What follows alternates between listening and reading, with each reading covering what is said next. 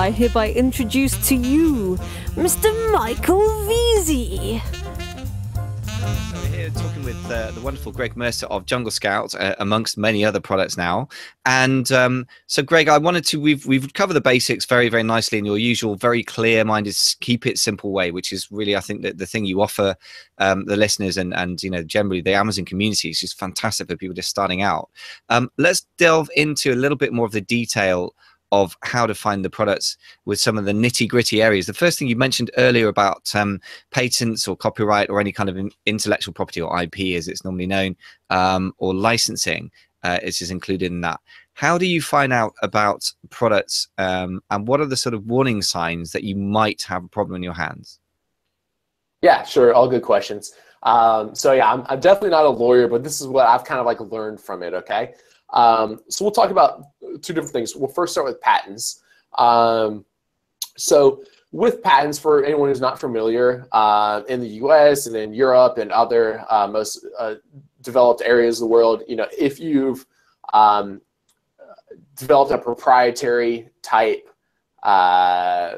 device, then you know, a proprietary invention, then you can get a patent like on certain parts of it. Okay, so this means that like I've developed this really cool latch, you know, no one else can use this latch, it's my invention for as long as this patent lasts. So we can't sell these products, or I guess you can, but if you do, you know, the person who owns the patent's probably going to come after you and try to sue you, try to get you to stop selling it, et cetera, et cetera. So it's bad. We don't want patented items. So how do you identify if a product is patented or not? Okay, the very expensive way is to hire a lawyer and have them do like a full patent search, and it costs quite a bit of money and takes some time and is a lot of headaches. Okay, so but that would be like the most sure way that you would guarantee that way that it's not patented.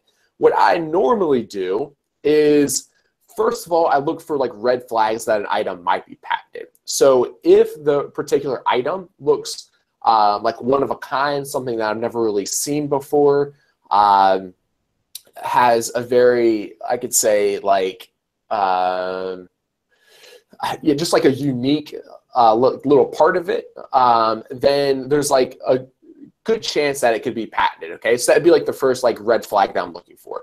Another red flag that I'm looking for would be they're the only ones selling that type of product on Amazon or on anywhere else on the internet. You know, if there is 8 people selling this garlic press, it's probably not patented, because the patent holder would probably be going after all the other people selling that garlic press. So that's something else I look for. One really easy way that might not seem too obvious for people is a lot of times if you hold a patent, you'll have it in the description of your Amazon listing or on the original inventor's website. They'll say the patented spring closing lid, whatever, you know. So that's a good place to look. And then a lot of times you can just Google. So let's see, my computer's on a computer stand right now.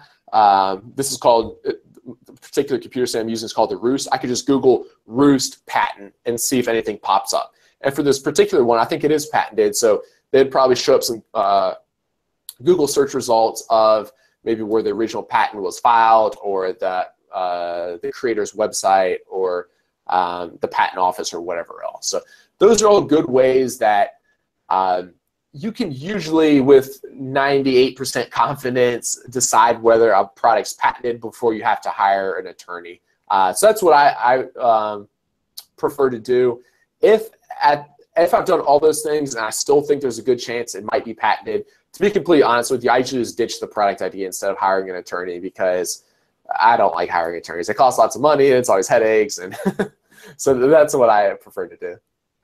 Excellent. Yeah, good. So again, it's keeping it simple. Like, it's not a bad bit of advice generally. And the thing is that, yeah, it's a risk aversion thing. I guess if you really think through all the possible things that can happen, you'd never get started in business. That's the trouble, really, isn't it? There's always something that can happen.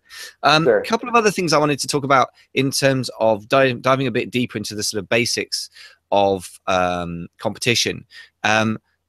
What do you think about the idea of brand dominance? Is that something that worries you or not? For example, if I decided to sell running shoes, I'd probably need my head examined, because I haven't even tried, so I don't know if this is true on Amazon. That I'd expect to see Nike in the brand name for sort of 6 or 7 out of the top, say 16 on page Right. 1. So would that be a factor that would worry you, and how much does it worry you? How much do you take that into account? Yeah, it's a really good question. So I try not to sell any product that people, like you said, there's brand dominance or people are very brand loyal, okay? Like most people, if they're buying running shoes, they want the Nikes, right? It's like, I don't know if it's because they're more sure they're going to be more comfortable or work better, or you just want that kind of like status symbol that you're, buying like the more expensive shoes or whatever it be. But most people want one of these brand name shoes, like whether it be Nike or Reebok or whatever. So that would be like a particular item that I would want to stay away from. In comparison, if we think of something like, I'm not very creative, so I have to look around the room here. There's a clock, like an alarm clock over there. Like, I don't think I really care who makes my alarm clock, right? I'd just probably go over whichever one has the best ratings. Maybe like the shirt, or, my wife just walked out of the house in her yoga clothes. She likes, like the Lululemon yoga clothes, right? Like the brand name stuff. So a lot of times, like apparel, clothing, I'm trying to think what else. I'd say some electronics, like higher end electronics, like most people want a brand name television or computer, not like a knockoff they never heard of. So these would be all items that there's like a lot of times like strong brand dominance or brand allegiance, and the people want the brand. So now, some of the examples we just named there are pretty like clear cut, right? So there's the clear cut ones, which I think are no brainers. So there's a lot of ones in kind of this gray area, right? Like, okay, like, do people care if their kitchen mixer is made by KitchenAid, or would they, be willing to buy like a private label one? And usually how I determine this is look how well the KitchenAid mixer is selling versus the private label type items, right? So if I search for kitchen mixer and the KitchenAid one is selling 3,000 units per month, whereas the private label one's only selling 100 a month, that'd be a red flag for me. If the KitchenAid mixer is selling 1,000 a month and the private label one's selling 600 or 700 units a month, it's like, okay, it seems like people are willing to purchase this off name that they've never heard of type mixer.